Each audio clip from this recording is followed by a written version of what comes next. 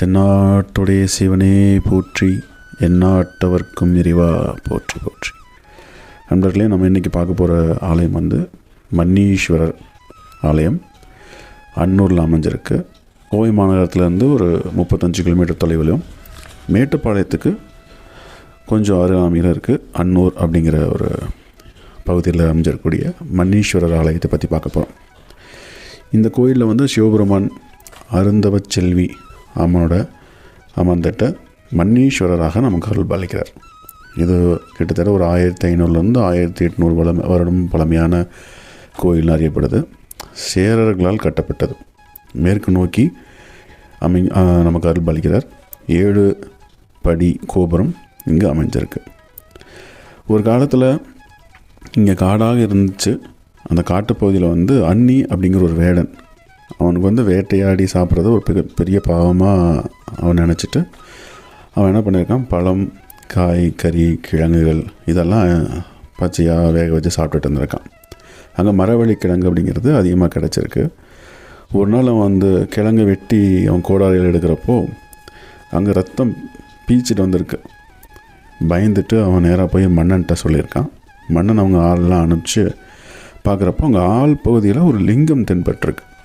அந்த லிங்கத்தை வெளியெடுக்கிறதுக்கு மன்னன் பெரும் முயற்சி எடுத்திருக்கான். சங்கிலியால் கட்டி யானைகள்லாம் வச்சு நல்லா இழுத்துருக்கான். பட் லிங்கம் வந்து வெளியே வரல.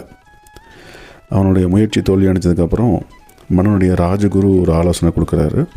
அங்கே பூஜைகள் பண்ணுறாங்க.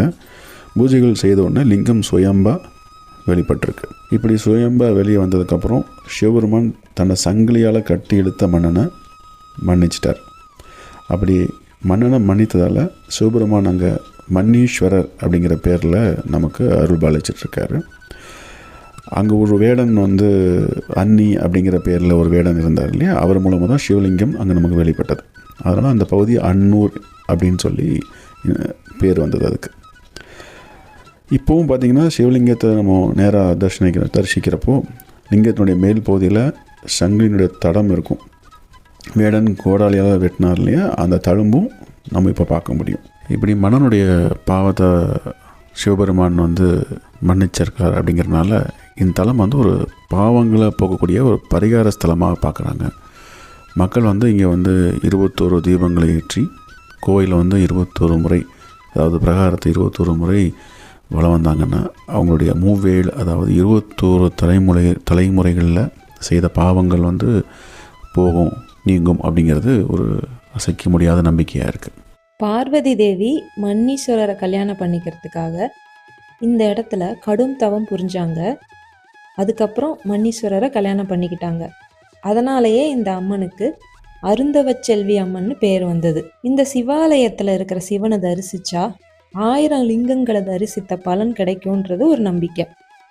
இந்த கோயில் பிரகாரத்தில் சனி பகவான், பைரவர், குரு பகவான், நடராஜர், வள்ளி தெய்வானை சமேத முருகன், ஆஞ்சநேயர், 63 நாயன்மார்கள், இவங்களுக்கெல்லாம் தனித்தனி சந்நிதி இருக்கு. இங்க இருக்கிற சனி பகவானை வழிபாடு செஞ்சா 7.5 சனி, அஷ்டம சனி தாக்குதலிலிருந்து விடுபடலாம்னு நம்பிக்கை. இந்த அவசரமான வாழ்க்கை முறையில ஒரு நாளை ஒதுக்கி இந்த சிவாலயத்துக்கு சென்று, குறிப்பா சனிக்கிழமை சென்றா ரொம்ப விசேஷம். சனிக்கிழமை போய் 21 விளக்கேற்றி 21 முறை பிரகாரத்தை வலம் வந்து, இன்னும் முடிஞ்சா சிவபுராணத்தை படிச்சுக்கிட்டே வலம் வந்து சிவபெருமானை வழிபட்டு உங்களோட 21 தலைமுறைக்கான பாவங்களையும் நிவர்த்தி செஞ்சுக்கணும்னு நான் வேண்டிக்கிறேன். இந்த கோயில் கோயம்புத்தூரில் அமைஞ்சிருக்கு.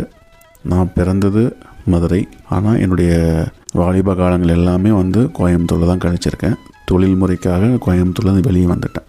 அதுக்கப்புறம் தான் என்னுடைய மனைவியுடைய தங்கை மூலமாக மன்னீஸ்வருடைய அருளை பற்றி நான் தெரிஞ்சுக்கிட்டேன். உடனடியாக நாங்கள் ஒரு சனிக்கிழமை கோயிலுக்கு போனோம். 21 தீபங்கள் ஏற்றி 21 முறை வலம் வந்து, குடும்பத்தோடு வலம் வந்து எங்களுடைய பாவல்களை நிவர்த்தி செய்கிறதுக்கு எம்பெருமான்கிட்ட நாங்கள் வேண்டிக்கிட்டோம். இது முக்கியமான ஸ்தலம். வாழ்க்கையில் எல்லோரும் தரிசிக்க வேண்டிய தலம்.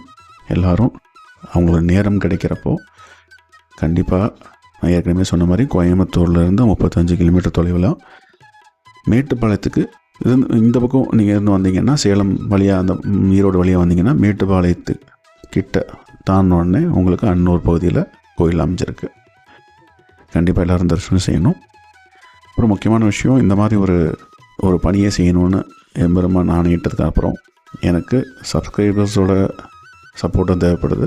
நீங்கள் எவ்வளோ சப்ஸ்கிரைப் பண்ணுறீங்களோ அது எனக்கு உந்துதலாக இருக்கும்.